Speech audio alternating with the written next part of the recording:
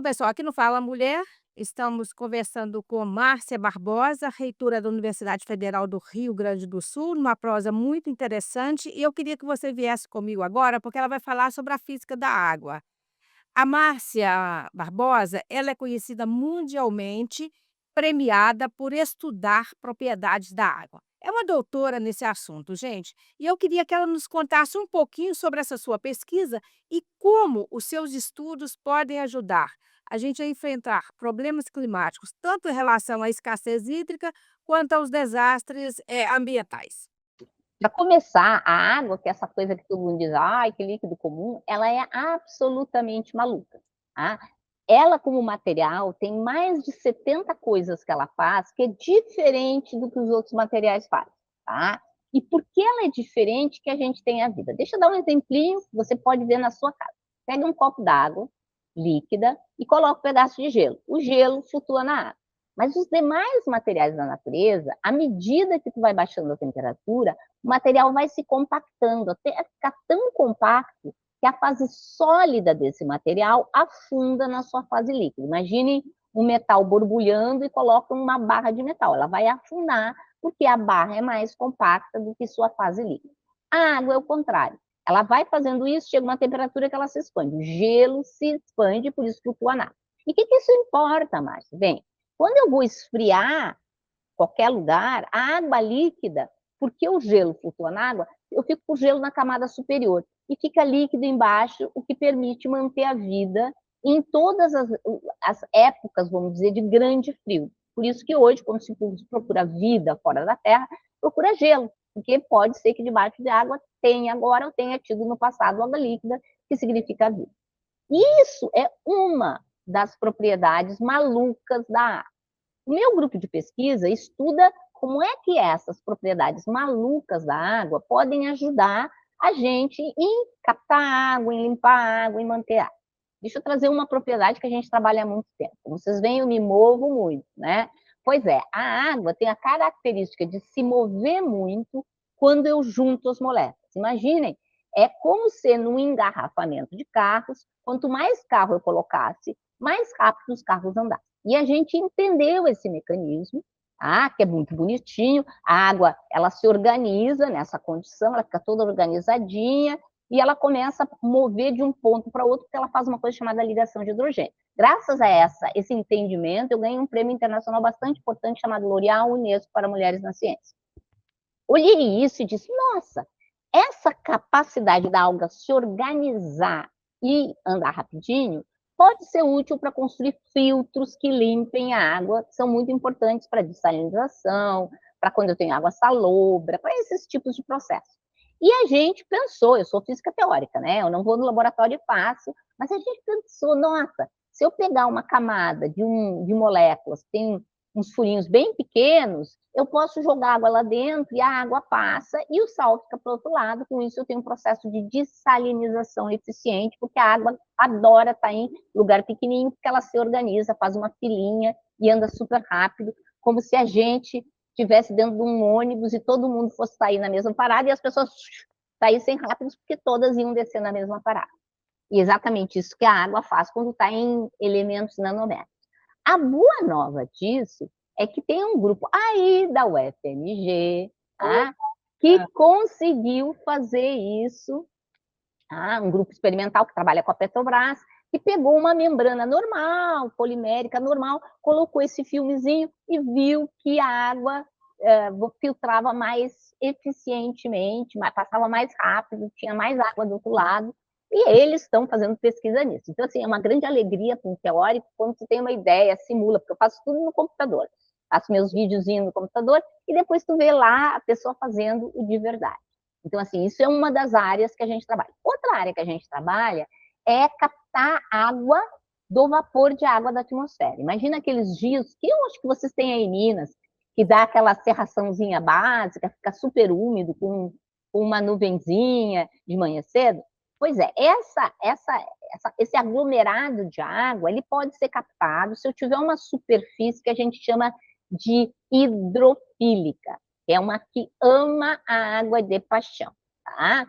E a gente desenha superfícies hidrofílicas que amam a água de paixão de novo, usando essa coisa nano, pequena, apertada, que faz a água fluir. Então, a gente brinca com uma superfície que ama e uma que odeia, para a água fluir, fugir da que odeia, e com isso a gente captar água. Tá? Que Olha é uma só. ideia que surgiu porque tem uns besouros na Namíbia que fazem isso. Ele, nas costas dele tem uma superfície que ama a água, seguida que não odeia, ele capta a água do vapor de água da manhã. Tá? Olha Isso só. seria para outro processo que a gente já testou experimentalmente num grupo na França, mas estamos seguindo com essa pesquisa também. E sabemos que a água é um bem finito, somente 1% de água doce é o que a gente consome no mundo, não é, doutora Márcia? Isso, E isso. é um bem finito, então eu queria até entender um pouquinho, se você puder nos dar aqui alguma dica, porque tem gente ainda que não acredita que vai faltar água na casa dela. E esse risco ele é muito grande, ele é iminente, se a gente não cuidar bem desse, né, dessa vida que é a água. Primeiro assim, o Brasil é um país privilegiado, porque tem muitas fontes de água, mas isso não é verdade no mundo, tá? Ela é uma verdade no Brasil. Mas há um problema também com a água, que a água para nosso consumo, para beber, ela não pode ser qualquer água, ela tem que estar limpa. E limpar a água custa muita energia, tá? A gente gasta muito esforço. Então, quanto menos a gente contaminar a água, melhor. Tá? Isso é a É gente fa tem mananciais de água, porque a gente tem um aquífero muito grande, o aquífero Guarani, e o da Chácara Geral, que são grandes, mas eles já estão sendo contaminados. Então, assim, atitudes que a gente precisa tomar. A gente tem que ter atitudes para quando a gente vai plantar, a gente não usar excesso de defensivos agrícolas. Por quê? Porque eles vão ir para os nossos mananciais e separar, tirar essa parte ruim dos defensivos da parte boa, que é ter água, custa de novo energia. E a gente, cada vez que tiver estresse energético, vai ter problema. E nós estamos nos avizinhando aí para um estresse energético grande, que é essa crise da guerra lá no Golfo. Então, nós precisamos estar de olho, porque vai nos atingir ocasionalmente. Algumas formas de energia vão ficar um pouquinho mais caras. Então, vamos cuidar para limpar, para manter a água o mínimo de contaminação possível, ser muito prudente de usar água potável para usos que não precisariam ter água potável. Então, quem mora lá, tem um sítio, quem sabe colhe água da chuva para regar as plantas, ter outras atitudes que façam com que a água potável seja usada realmente para aquilo que ela é necessária. O mundo vai sofrer, já sofre hoje escassez de água. Tá? Em muitos países isso é uma realidade. Em outras regiões, mesmo do Brasil, nós temos problemas. Mesmo na Amazônia, onde tem aquele monte de água potável é muito difícil. Porque sim. eu preciso ter energia para limpar a água. E lá tem uma série de questões de escassez de energia. Imagina eles trazem diesel para rodar as máquinas para limpar a água, para Não é ter água potável. É muito sério isso, gente. sério. Então, a gente precisa economizar o que a gente puder do que tem de água potável e pensar em estratégias mais inovadoras para a limpeza de água.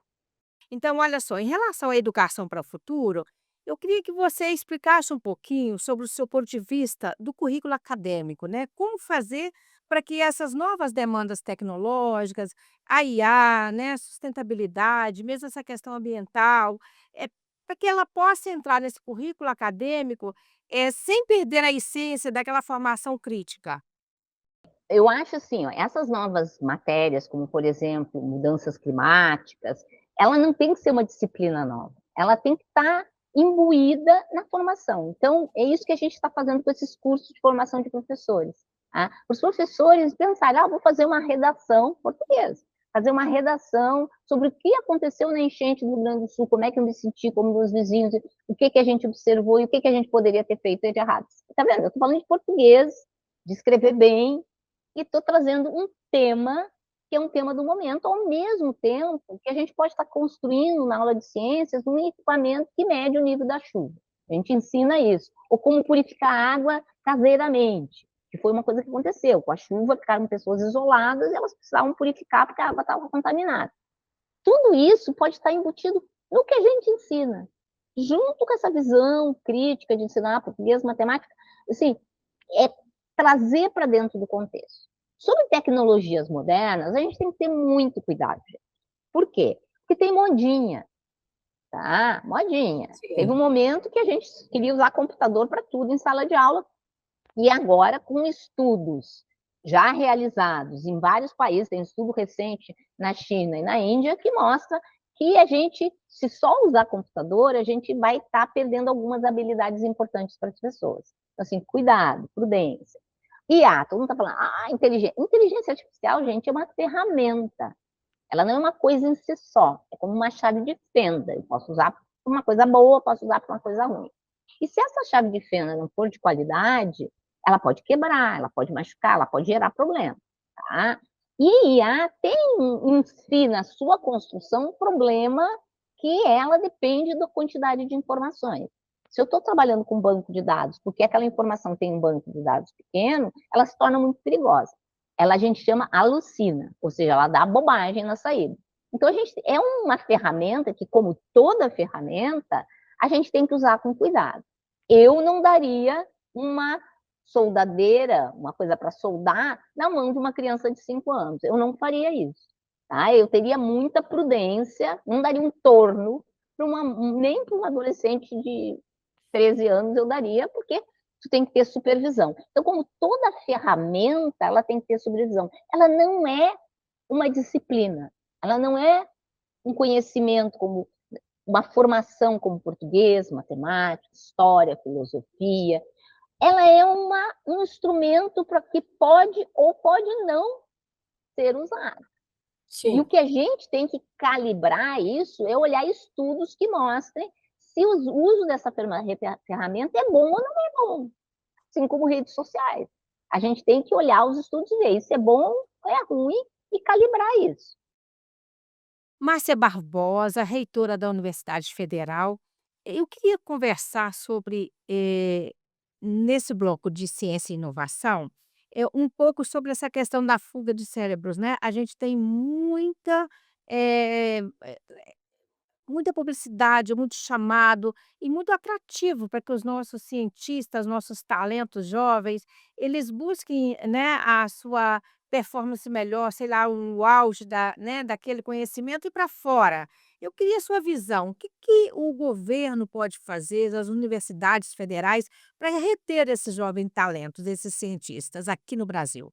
Olha, o primeiro problema que a gente enfrenta, e não é só o Brasil, a América Latina, a África enfrenta, é um movimento mundial de descrédito da universidade que produz conhecimento e pensamento crítico. Tá? Então, se criou toda uma estrutura de o que eu chamo de universidades fast food, que vão lá e te dão uns vídeos gravados online e vão e te dão um título no final. Ah, e tu fica super, a pessoa que ganha esse título fica desapontada, porque ela não melhora de vida, porque ela não ganhou conhecimento, não é absorvida pelo mercado e começa a falar mal da universidade como universidade, tá? Então está tendo uma luta contra a universidade que produz conhecimento com essa expansão das universidades fast food. O que o governo pode fazer, e já começou a fazer, é passar realmente um pente fino no EAD, tá? Porque ensino à distância pode ter qualidade, tá? Mas quando ele vira um negócio, a qualidade vai embora. Tá? Quando tu tem uma universidade na Bolsa de Valores, a qualidade vai embora. Então a gente precisa ter apoio para essa universidade que produz conhecimento. E não são só as públicas. As comunitárias também produzem conhecimento. Essas fast food que têm lucro, essas são realmente um problema. E a gente tem que acabar com esse processo de ter título dado a isso. Aí a gente fica com descrédito, como se dissesse, olha, no Brasil não tem emprego para essas pessoas, blá, blá, blá. E, obviamente, as pessoas tendem a pensar, não, mas lá fora minha vida vai ser melhor. Que também é uma ilusão, porque esses ataques estão começando, inclusive lá fora, não sei se vocês estão acompanhando, mas até as grandes universidades estadunidenses estão sob ataque, porque o conhecimento incomoda muita gente, muito conhecimento incomoda ainda mais. Tá?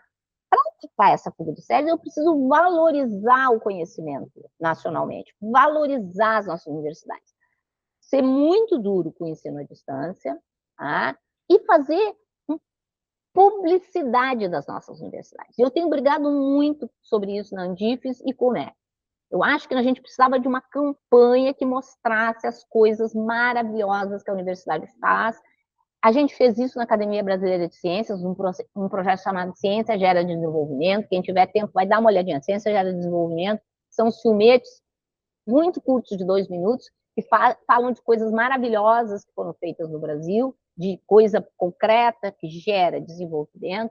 A gente precisa dar mais publicidade a isso. Tá? É muito difícil, porque a academia é muito confortável na sua vida e não gosta muito de sair para fora, porque apanha, né? Como Sim. aconteceu comigo. Né? Sai para fora, as pessoas vêm te xingar. Mas eu acho que é necessário. A gente tem que estar na rua, a gente tem que mostrar que a universidade é essa potência que desenvolve conhecimento para ajudar o povo brasileiro. Se a gente conseguisse isso, tenho certeza que a gente teria mais gente ficando no Brasil. E eu também não tenho dúvida disso. Obrigada, doutora Márcia Barbosa, pelo seu tempo, pelo seu carinho, disposição em conversar conosco. Eu espero que a gente possa ter outras possibilidades assim. Um queijo e um beijo para você.